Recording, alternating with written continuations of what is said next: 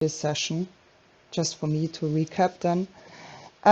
So we have, as you remember, our vertices, and I just want to have one vertex.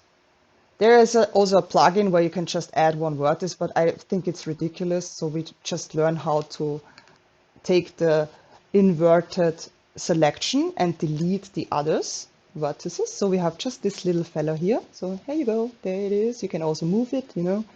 And now let's say I want to draw this leg here.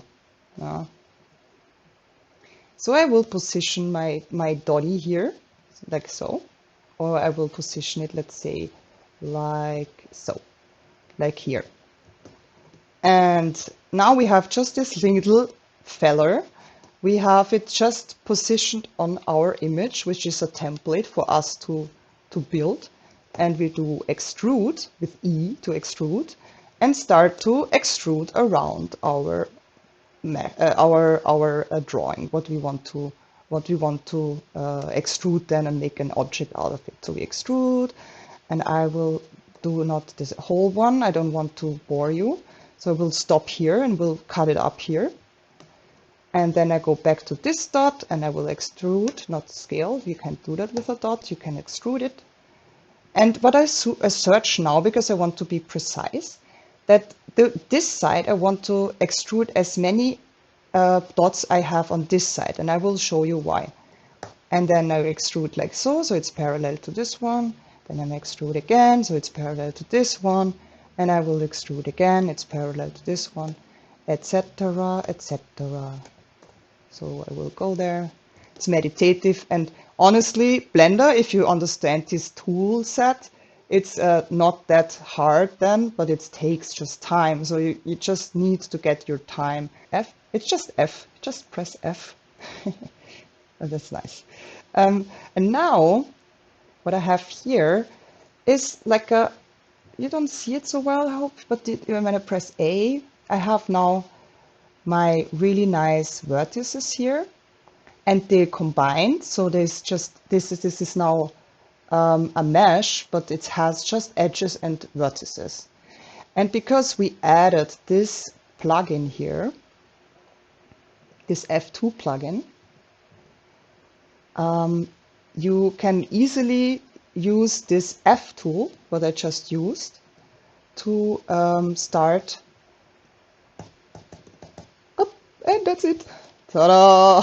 I'm so happy with this tool. Please use it, because there is another tool, which is an online tool. It's called Monster Mash. Libby, Mehdi, you know this tool already. I will make just a short recap of this Monster Mash tool. And I will reload this session here. New project, thank you. And I want to add image here. This is a similar approach now.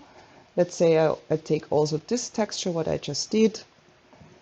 And I will, you can also draw here, you know, this is what we did now with this, but it's not so precise, and I show you the problem with it. So we do our monster mesh, we inflate it. It's really easy to use. You see, it's written 1, 2, 3. If you don't want to do an animation, I won't recommend that.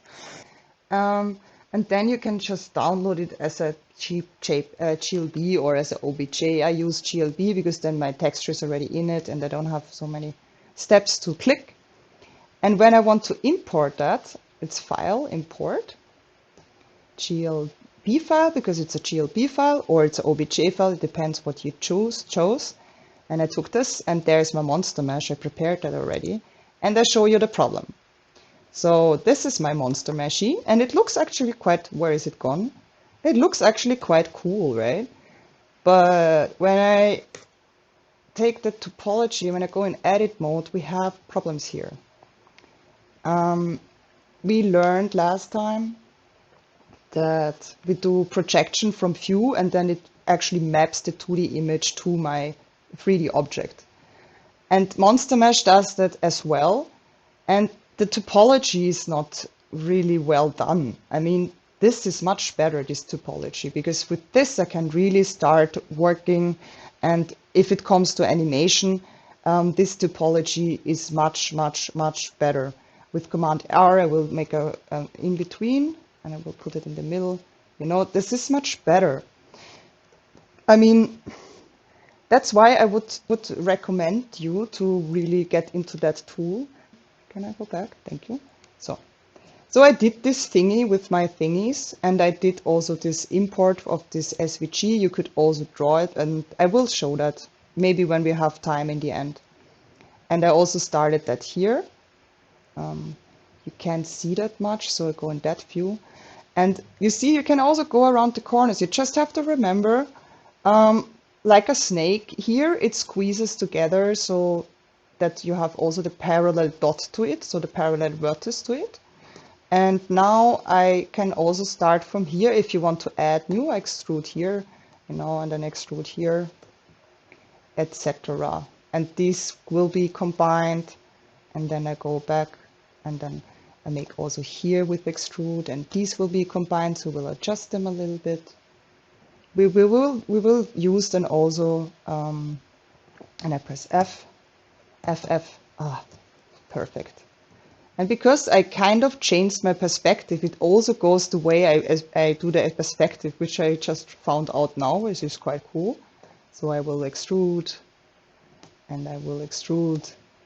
And I have the feeling this is for you a really cool tool, because you can start to get into the space already. And then you can start, I don't know, take some faces in my face select tool, and then you can just extrude, and then and then you can just start playing around with it. Say I'm not satisfied with this, so I want to delete vertices. So I will select my vertices here, and with plus or with you can select them, and then you press X, or and then it says delete, and then you delete the vertices. And we add our subdivision surface modifier, and we have already something really, you know, organic. And it has its perfect topology. And now it's still edgy, but remember that from last time, right click, object mode, shader smooth, it looks smooth, woohoo! And I think that's cool, right? I thought that would help you a lot. Now, without that, you go in this transparent mode. You have to be in that mode. So that is this viewport shading. And you go in there, so you're really transparent. And now you do your proportional editing. We learned that the first time. I didn't tell you that this section today, but I think it's a really handy tool, because you go in your edit mode and grab just one vertices, and because you made proportional editing, you can do, this is with the scroll wheel, you can give your area, and then you can just drag, G, and scroll wheel, you can adjust the area you want to get with this vertex, and then you can just drag. And with this, you get really close to your drawing. Yeah? We go to our shader view, we go out of the text, so there you go. So let's say this leg here, I did a project from view. So let's switch off some things like this, and that you see in our edit mode, we have also this UV editing. Yeah. And from there, you can do a project from view. I will do that. I will do the leg again. So I will project from view, and we will give you this in the edit mode. So if I don't select anything, you won't see it. So in edit mode, you have to make A to select all of them, or just the ones you want in the front. I would recommend to select all of them. And if you, I will switch this off that you see. And you see, if I move this, it will project the things on the 3D mesh. So we have our 2D representation. It has just X and Y. And we projected it from view. We are in the top view, in the front view, sorry, we're in the front view. And we projected it from that view. That means it is exactly aligned to our image. And when I want to edit it, let's go here and switch off with Alt, yeah, scale, and we can scale it up and we can start adjusting it to the way we want it to be. And you see it's adjusting to it. Let's take this head thing. So this is a head, should be. And let's say I want this a little bit more up. And so I go in my edit mode and I have it here. And then I can adjust also it here. No, I need some space. Start moving it here, you know. It's also good to have a good screen size, you know, otherwise it's always this annoying thing to do this. And you can also have this proportional editing, and then you can be more organic in moving your texture. But the way it is, I will repeat it because I think it's hard for us beginners to understand that. Toggle X-ray, so I select all behind, and I just, let's say, want to have this in this pink version. And I will separate now the whole island. This is an island. This is a representation of the 3D object in 2D. So, and if I want to have just these parts, let's say this part here, in a different color, and I don't want to add a material. I just want to have this image as a reference for coloring it. I just move it with G over here, rotate it the way I want it to be, make it a little bit smaller, scale, and I just put it here. And I think with this you can just do a lot with from one image. And you have just one texture, which is also saving you a lot of MB for exporting, you remember. And this is quite cool, I think, this approach. So let's say this hand, for instance, I did that already. And I adjusted it here, you know, and I just put it almost the way it should be. Doesn't have to be because it's just one color.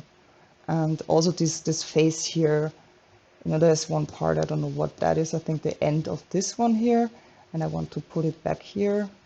Make G to put it back here, then I scale it a little bit. There you go. And then I put it here. And this islands, actually, when we look at our shader, we have only this image here. This gives you the whole coloring for your 3D object, which is quite cool.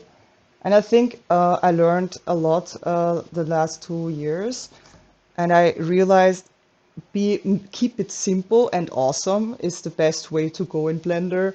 So don't get too complicated with all this. I mean, I added also some textures here. And if you're ready for coloring your piece, we will go into detail with this. So this is the shader, the principal shader, which is important for exporting to the web as a GLTF file, because actually you have everything in here what you need, you know. You can just adjust the, let's put the lights a little bit more, like so. Put it a little bit more nearer so you see a little bit more the happening of this texture. And you see all these objects have actually the same texture. I mean, just this one is similar, but just transparent, because I don't want all to be transparent. So all these objects have the same texture and have the same material, drawing mat, you know. And with this you can be quite quick with a result, and you use your painting, your drawing, whatever, your image, like the